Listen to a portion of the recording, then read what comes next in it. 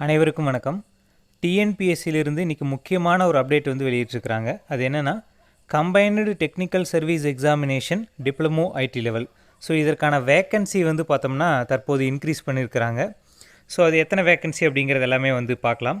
So first வந்து பார்த்தோம்னா notification வரும்போது, அதாவது ஜூன் 2025 நோட்டிஃபிகேஷன் வந்தது இல்லையா, அப்போ வந்து பார்த்தோம்னா 1910 வேக்கன்சிஸ் வந்து ரிலீஸ் பண்ணியிருக்கிறாங்க.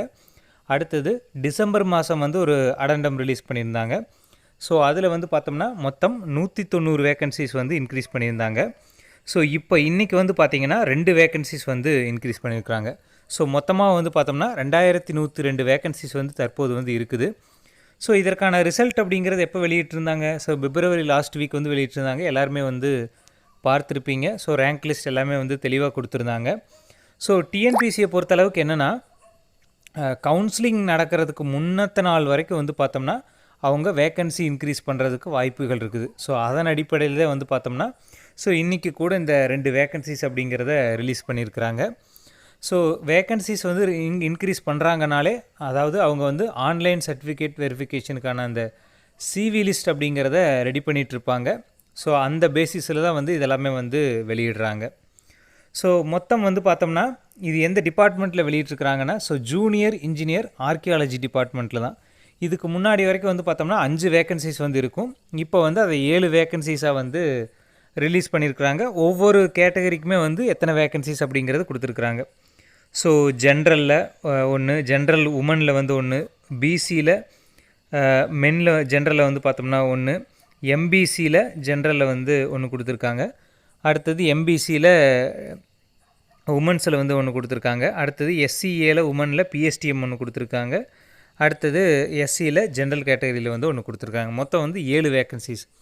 ஸோ இப்போ வந்து பார்த்தோம்னா நமக்கு 2 வேக்கன்சிஸ் அப்படிங்கிறது என்னடா 2 வேக்கன்சிஸ் தானே அப்படிங்கிற மாதிரி தான் இருக்கும்.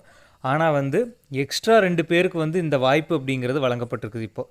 ஸோ இதுக்கு முன்னாடி வந்து பார்த்தோம்னா 2100 பேருக்கு, இப்போ வந்து எக்ஸ்ட்ரா 2 பேருக்கு இந்த வாய்ப்பு அப்படிங்கிறது வழங்கப்பட்டிருக்குது. இன்னும் வந்து நம்ம எதிர்பார்க்கலாம்.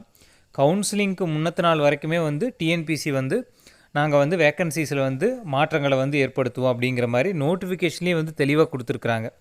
ஸோ அதனால் நிறைய பேர்த்துக்கு வந்து என்னென்னா, நமக்கு கிடைக்குமா கிடைக்காதா அப்படிங்கிற டவுட் வந்து நிறைய இருக்குது. ஸோ சிவி லிஸ்ட் வந்தாவே நமக்கு வந்து தெரிஞ்சிடும். இவங்க வந்து பார்த்தோம்னா இப்போ 2100 வேக்கன்சிஸ் இருக்குதா, ஸோ இதில் வந்து 1:3 அப்படிங்கிற ரேஷியோவில் வந்து சர்டிஃபிகேட் வெரிஃபிகேஷனுக்கு கூப்பிட போகிறாங்க. ஸோ அதில் வந்து பார்த்தோம்னா நிறைய பேர் வந்து கவுன்சிலிங் போகலை, எடுக்கலை, அவங்க வந்து நான் இன்டர்வியூ போஸ்ட்டில் போயிட்டாங்க, இன்டர்வியூ போஸ்ட்டில் வந்து அவங்களுக்கு வேலை கிடச்சிருச்சு அப்படின்னா ஆட்டோமேட்டிக்காக வந்து அடுத்து வர்றவங்களுக்கு வந்து அந்த வாய்ப்பு அப்படிங்கிறது வழங்கப்படும்.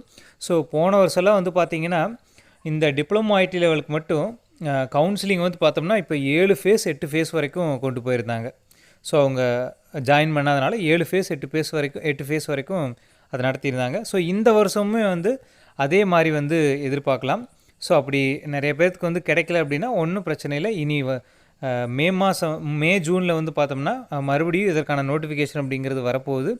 ஸோ அதற்கு எல்லாருமே வந்து இப்போ இருந்தே தயாராகுங்க. So thank you.